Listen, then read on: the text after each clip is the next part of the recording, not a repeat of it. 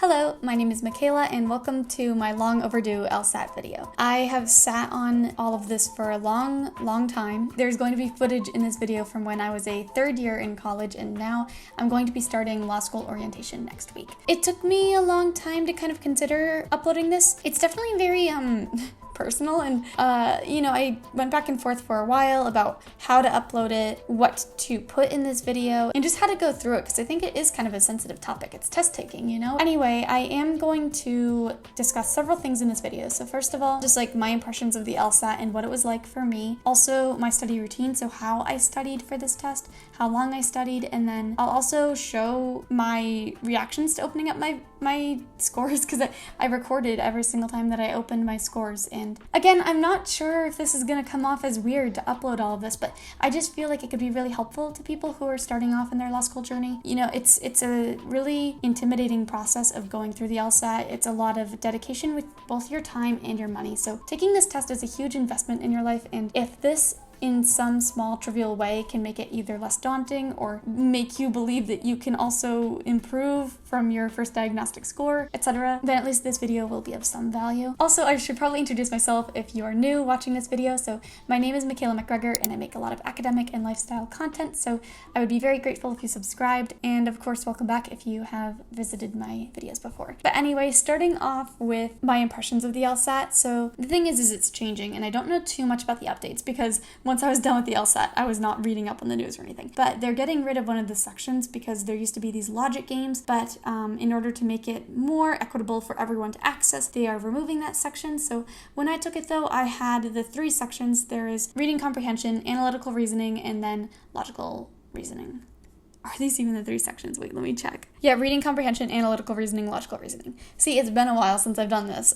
Reading comprehension was most familiar because it's very similar to what is on the SAT, where you read a passage and then you have to answer questions that gauge how well you understood and absorbed the material. And then, of course, the analytical reasoning, or the logic games as they're called, was least familiar to me. I have always loved doing logic puzzles, like those grids where you try to solve and figure out who the perpetrator is or something like that. My dad's a math teacher, so sometimes he'd print those out for me and I would do them for fun. So while this was familiar, the style and the rigor of it that's involved with the LSAT was less familiar to me, and also because it's more about how you diagram for the LSAT rather than, doing a grid. So at first I was trying to do a grid every single time, and I had to learn that that's not the way you do it for the LSAT. But anyway, the third type was logical reasoning, and I was probably worst at that because it requires a level of intuition and also subjective reasoning that I kept doubting myself. I would change my answers, and every time I changed my answers, I would always end up getting it wrong. People often recommend to take the full test, then before grading it, step away for a while, return to it, and try to review and correct some of your own answers before grading it. Anytime that I ever tried doing that, I would just get a lower score. So that never really worked for me, but that is a popular study method, which I guess actually I should talk about my own study methods. So my first test that I took was a diagnostic on October 12th of 2022. So that was my diagnostic score, and I got a 156 the very first time, and this was without any studying, so I didn't really have I wasn't really invested in it emotionally. I didn't really care one way or another at this point. Eventually I did set my sights on scoring in the 170s. I really wanted to get at least a 170, so I began working towards that with my study goals. I wanted to give myself months in advance, so I wouldn't be taking the test until April. I took it in April, June, and then August.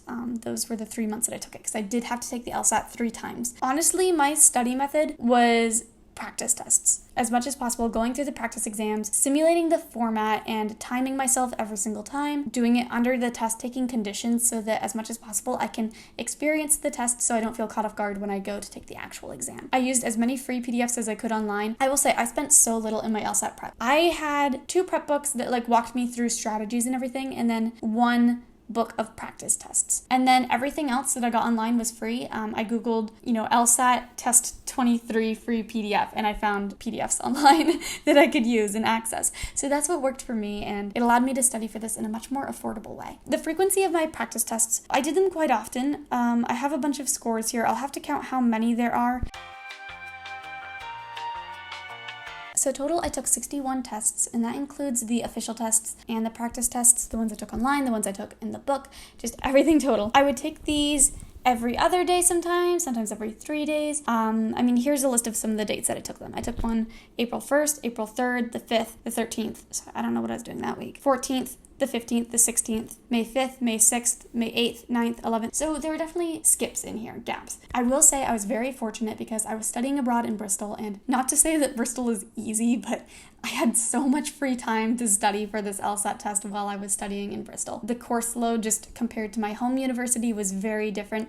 So during my whole third year of college, I was able to study all the time for this test. It was like an extra course that I was taking, basically. For that reason, I was able to take these tests so frequently. Then on the in-between days, I would either review the tests that I'd gone over or I would do drills. And for drilling, all I did is I literally just went to another practice test and then did a little bit from it, so I wouldn't do the whole thing. I would take my time, slow down, really solve the logic games by going at my own pace. I don't know if it's sustainable for everyone, especially if you have a lot to do with other schoolwork. Like I said, I was really lucky with how it worked out for me, but that's kind of my study schedule that I did. And what I would also do, I will mention too, is during each test, I would always circle the ones that I wasn't sure about, so that way I could go back afterwards and review in depth anything that I wasn't sure, that I had to guess on, anything that I felt confused about. I'd also go back to all my incorrect questions and really look in depth at all of those. Yeah, so I'm gonna show my 3 reactions. I apologize in advance because they're a little bit awkward. I'll cut some of it because it's like just me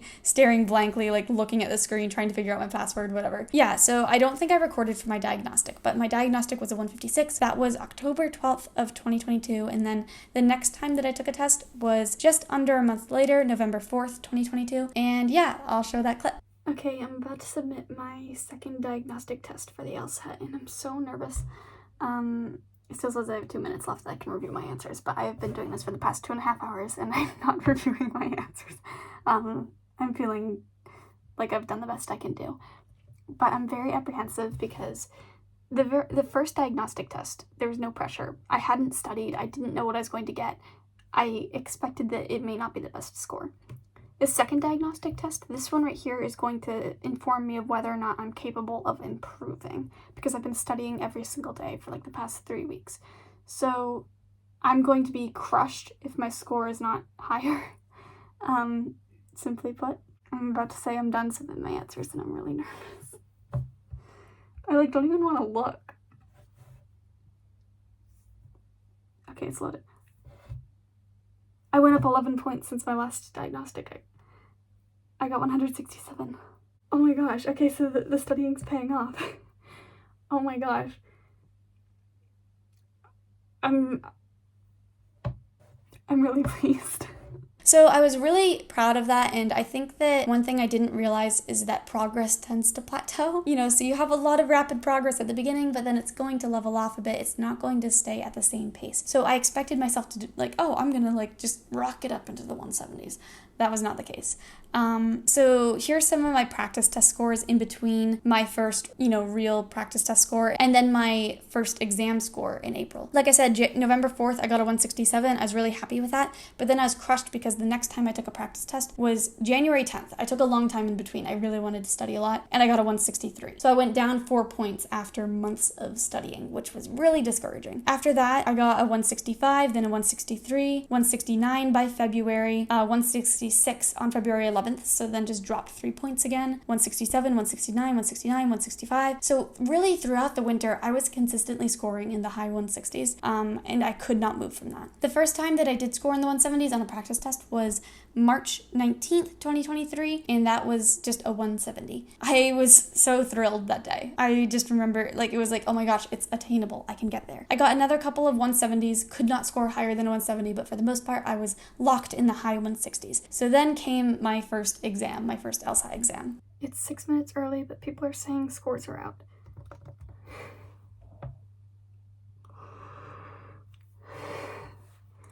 I'm smiling, but I don't think it's gonna go well. I'm feeling lightheaded. Oh my gosh, I can't look. Oh my gosh. We're logging in. Okay. I think it's the...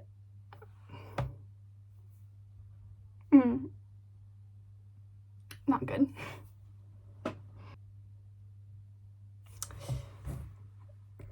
All the more reason to start studying for the June one. On the first exam, I got a 167. And I want to emphasize for a moment that calling something a good score and a bad score is so arbitrary because it really all depends on which school you want to go to, which area you want to practice in. A score that is good for one school could be terrible for another school. And then it also really just depends on what you have for extracurriculars and everything. A score does not guarantee you're going to get in. A 175 is nothing if you're applying to Harvard, but a 175 is everything if you're applying to a majority of the law schools. It really, really depends. When I say I needed to retake the exam, I'm not saying that this is definitively a bad score or anything. It's just that it didn't meet my own expectations for myself because I really wanted to get into a top school. Honestly, my dream school was Harvard. I really desperately wanted to go to Harvard, so I wanted to just get as high as I could, honestly. So for me, 167 at Harvard was not enough, and that is why I retook it in June. So here is my June reaction.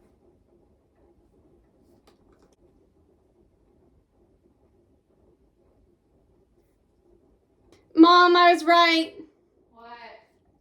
I did worse on my second LSAT. No. I told you it felt really bad. At least you get the sense and you know what would you get. 166. And what was it about it? I know you felt it right when you got off. Was it Yeah, a lot? I knew it was going to be low. Which section was it that you kind of really struggled with? All of them. It's curved. I just did bad. I'm sorry. And now it's just a lot more studying. And also that looks really bad for schools because now I'm going down 1 point on my second exam. And now I've got to pay another $200 for another registration. So June was the hardest one because as soon as I took it, I knew that it didn't feel good. I had taken so many practice tests at this point. I felt it, that it was just bad.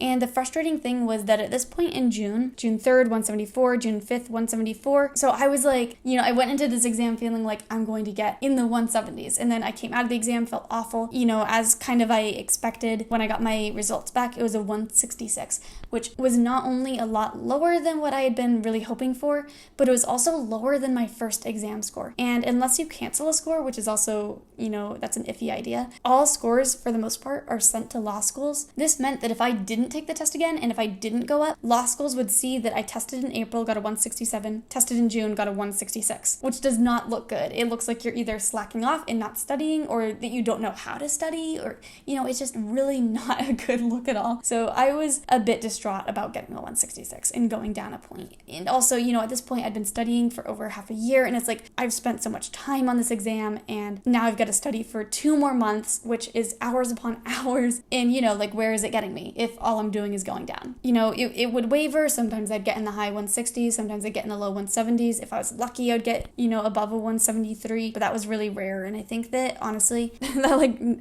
was not common. And then I took the exam in August, and that was on August 11th, 2023, was my third and final LSAT, which thank goodness I didn't take another one because if you take more than 3 LSAT exams, it begins to look a little bit, why is this student taking it more than 3 times? It's not something you particularly want to have on your record. I took it August 11th, and I did feel better about it after taking it, so here was the final reaction.